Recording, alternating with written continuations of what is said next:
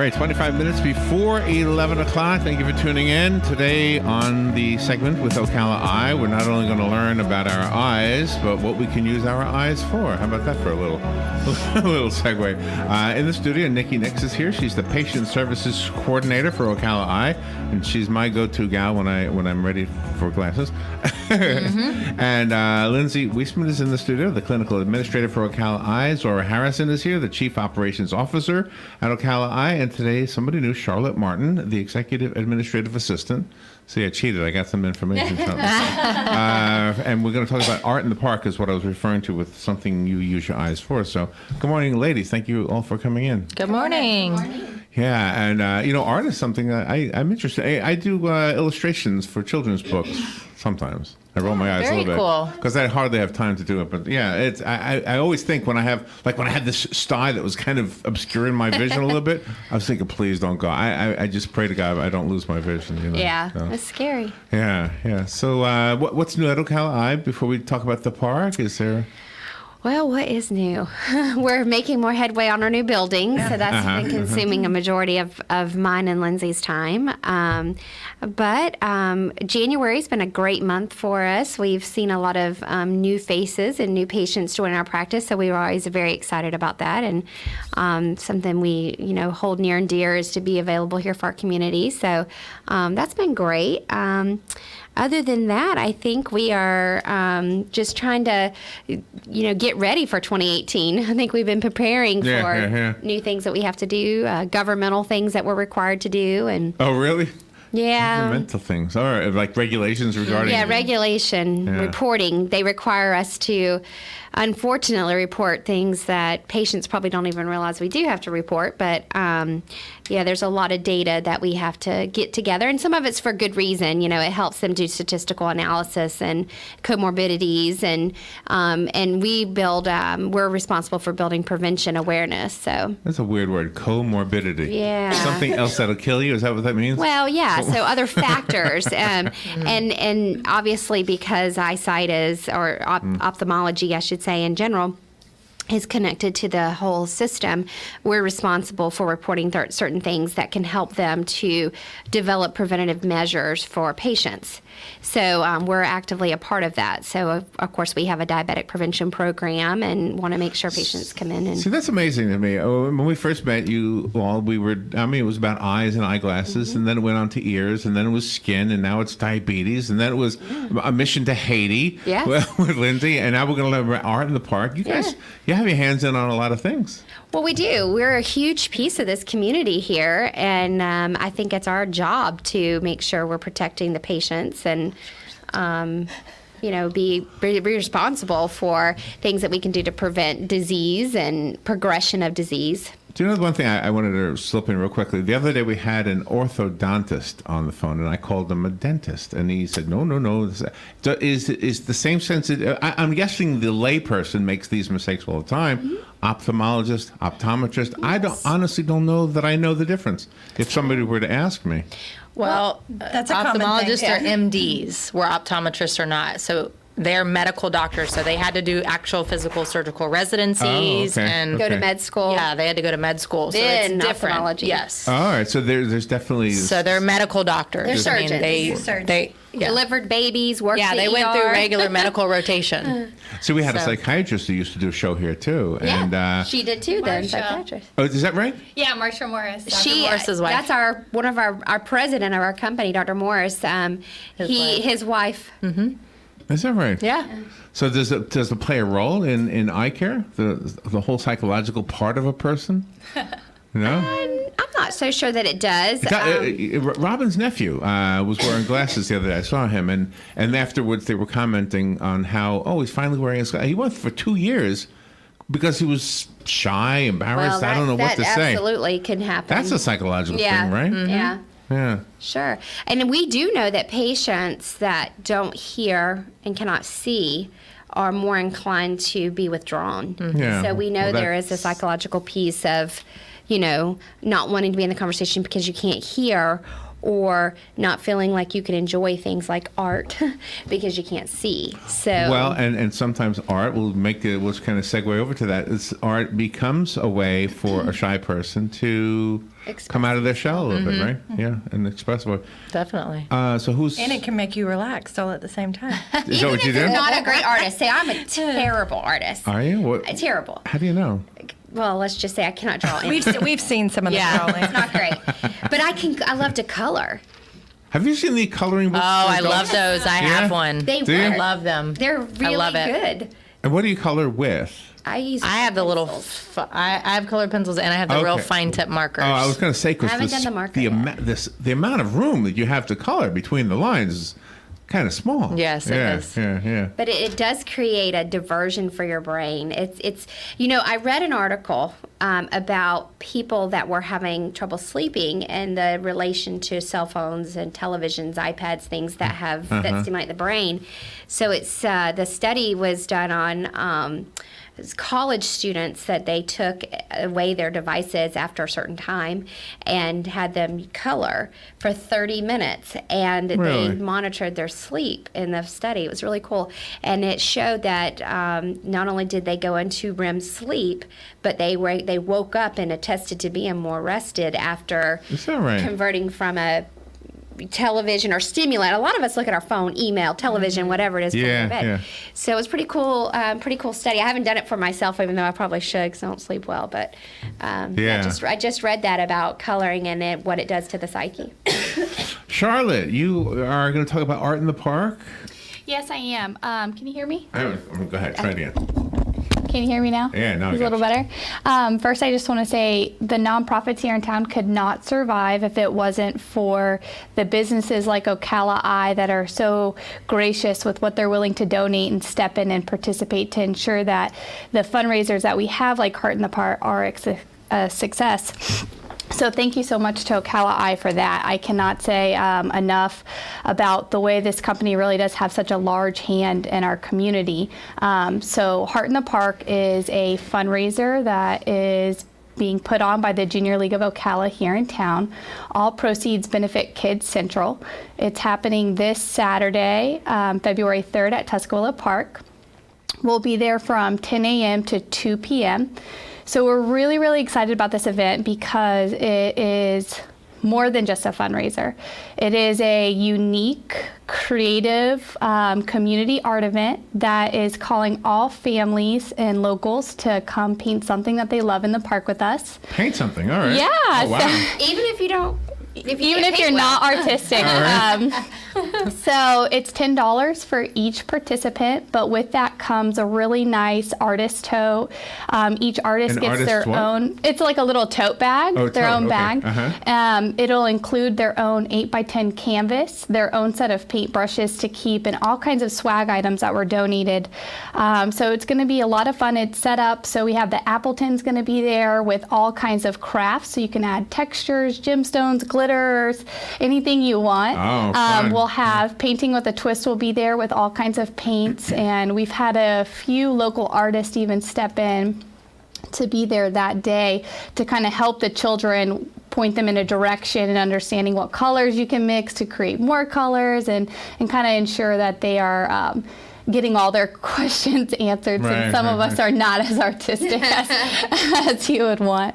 We're also going to have live music. We're going to have a free hot cocoa bar. There'll be food trucks. So A free hot cocoa yes, bar. yes. Oh, man. And that's courtesy of Beyond Kids. So we really are so excited, and the support that we've gotten from Ocala has been huge, and it's going to have an amazing impact on the foster children here in town. And that's for the organization. What's that? Kids Central. Kids Central. Okay. Yeah. So it's an art event for everybody, not just kids. Yeah. So it's, and again, it's more than just an art event. It is a fundraiser. Yeah. It's an opportunity to meet other families here in town, and it's a great way to get people to get together in one of our most beloved parks, Tuscola. Nice. Will the artwork be displayed anywhere afterwards? That's a really good question. So the day of the event, we'll be going around, and artists will have the opportunity to donate their finished pieces back to the league. And the Marion Cultural Alliance, which oversees the Brick downtown, the art gallery, they're going to actually be doing a free art showing at the end of February. It's Saturday, nice. February 24th. So anybody who participated and they want to showcase that artwork, they're able to donate it back to us, and we're going to do a gallery viewing February 24th, so everybody can come in and nice. see. And I think it'll be really lovely because it'll also be a great way to kind of see all the artwork together. Yes, and see what everybody was able to accomplish. That is very cool. And a photo opportunity, I would think, for the local media that is visual. We're radio, so it's audio, unless they count this camera here. The newspaper, the local magazines, that would be a perfect place for them to get a story. Agree. And this Saturday, we, again, just so blown away by the support from Ocala. So just this Saturday, even for the art event, we're going to have Ocala Magazine, Ocala Style Magazine, the Star banner will be there, and so will Downtown Life Magazine. Nice, nice. Are you an artist? Define artist. Do you paint pictures or draw? I play around with watercolor. You do? It's nothing that I would want to show off. Wait a minute. This means she's good. That means she's No. She's so creative that I would totally believe that she could pull off anything. So Charlotte is our creativity here in our practice. Lindsay and I will come up with something. We're like, oh, we want to get this out. And we give it to Charlotte, and it comes back, and we're like, wow, that looks so good.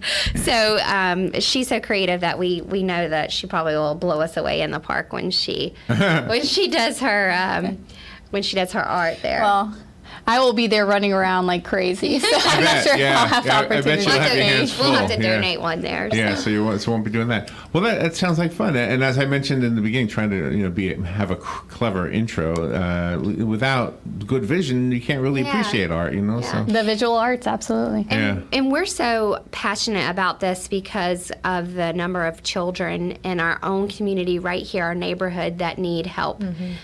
So anything that, if you're not able to attend and you can make a donation, or if you're a grandparent that has a grandchild in the area, just remembering that this is all a community effort to give them not things above, but just the basic necessities that are in need for these children in our own community. So whenever Ocala Eye found out about this opportunity, we were happy to sponsor it because we want to see these needs being met. So we're excited. We hope that local people that maybe didn't know about Heart in the Park will come, and if they can't come, if they could donate to Kids Central, and in any way, any little bit helps us to, put diapers on them, wipes, formula, clothes, shoes. So. Are you saying heart? Heart. It's Heart in the park. Okay. Heart in the park. Yeah. Okay. All right. But it is an art. You have art involved, and it's heart in the park. Okay, I got it now. We did Heart in the Park because February is the month of love, and to kind of give everybody a small theme, we're asking everybody to come out that day and paint something that they love. This Thursday. So it's Saturday. Oh, it's Saturday. Saturday, okay. February 3rd, from 10 a.m. to 2 p.m., and you can come anytime during that time frame. Oh, okay. It looks like it's going to be nice weather, too. Tuscarora Park, downtown. Tuscarora. So people will be painting landscapes or whatever they see. Dogs, cats, whatever they love. Their parents. Whatever they love. Whatever they want. Do you know I have a diaper story to tell you? Can I tell you a diaper story? All right. This is no joke. Robin and I went to a Chinese restaurant. Oh my gosh, it's got to be 15 years ago, okay? And the little lady who waited on the table, she was pregnant. And she was talking to us, and I said to Robin, let's go buy her like a big box of diapers as a gift. So we went out, or whatever you call them, Pampers, whatever they are, okay? So they're disposable. So we did. We got this big box and brought it to her, and she was all excited. I am not making this like 15 years later. We had been to this restaurant and said, we haven't been there in a while. Let's go in there. And we went in there, and I honestly didn't recognize the lady at all. She remembered you guys. She came up to us, and she said, oh, my gosh, you're the ones who gave me the diapers. Oh, my goodness. You don't know how much. How much you impact someone when you with do a small gesture. Yeah. Like what you're doing right now with this. Yeah. And that's, I'm so glad you pointed that out, because a lot of people think, well, I don't have the means to do something big or major. Right. They don't realize that just one donation of something small, even if it was a small monetary or a box of diapers, wipes. That really is what gets this. If each person just does their little bit, it keeps these programs that we have to have. I mean, our children are so important to us in this community, and without someone that is dedicated to this, we don't really have a lot of resources for them. We used to have a gentleman named John Lovell. He has since passed away, and he was with the Lions Club. And I know that they did a lot with eyeglasses and eye care and stuff like that. They do. So will people be able to bring things in addition to money? Can we bring food or diapers or anything? Handy wipes, whatever you call them? That's actually a really good question. So for the event itself, I don't believe we'll be taking any donation items that day just because we'll have so much going on. But if you go to kidscentral.com online, there is a list of places you can go and you can make those donations because they are always in need of things like diapers and sanitary items and food and clothes for the kids that they are housing at the moment. And we have a phone call. Sure. Good morning. Thank you for calling. You're on the air. Good morning. Forgive me for asking an eye question, but I recently had an exam, and of course they both turned out really good. And I think I do myself an injustice by sitting there trying very hard to read the smallest print I can. I felt like my eyes had changed a little bit, but this is like 4 years, I guess, ago, and I've still got the same prescription. And I'm hoping I did not do myself an injustice. But I don't know. I guess, I shouldn't squint. I should just try to read, normally. So am I doing myself an injustice? Can you tell me? Well, you definitely, squinting is actually going to change the shape of your eye, which in turn will affect your vision some. So we want you to just read the lowest line that you can read the most clear and let us do the rest of the work to try to make it the clearest that you can see. It's not uncommon, though, for your prescription to stay pretty stable within, 3 or 4 years, even if they say that it only changes a quarter or so. The big difference between what glasses you're wearing now is probably the lens technology that you're wearing, and that will change the clarity of what you're seeing. The lens technology is ever changing. The newer the lens, obviously, it's the better quality that it's made, usually the better you're going to see. So a lot of times, even if there's not a big change in a patient's prescription, if it's been a few years since they've changed it, we'll recommend that they change them just to get some newer lens technology to help their eyesight. Well, my plan is to get new glasses, and I also looked at frames before I had my eyes dilated.